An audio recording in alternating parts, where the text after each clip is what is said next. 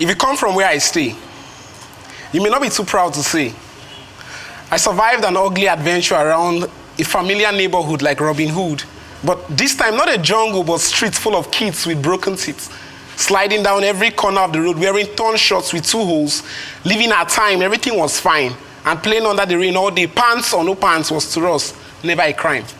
If you come from where I stay, you might get used to our confused weather in midday and all the tragic events you would meet here in an environment full of smokers and drunks, and probably catch us the kids at the backyard occasionally experimenting with paper smokes to satisfy our childish curiosity with early immorality. If you come from where I stay, you get used to one square meal. That is, if by any chance you manage to find a shape like square in an economy broken with fluctuations and currency depreciations to a point where a cup of garri is regarded an asset or severe hunger till sunset. If you come from where I schooled, you come out of college educated but relegated from the trend in society psychologically, finding no moral sense of direction and guide other than semesters of notes and assignments that in no way address the demand for a changed society. If you come from where I schooled, you'll be certified for ignorance. If you come from where I stay, you'll be forced to lay helpless in the bosom of religious terrorism, yes, and seek grace to survive in a race that is different from yours. And for the rest of us who see we should take a stroll out with Abubakar or take sides with Timothy, then it's a sure risk of getting yourself into some tribalistic conflict.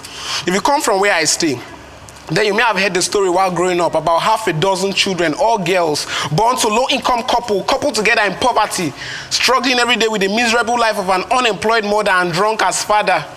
And 8 years down the line, with our very own eyes, we saw these sweet girls blindfolded out of college into a world of sexual abuse. Just anything needed to produce a penny for survival. If you come from where I stay, you would have seen destinies wasted in Lugats.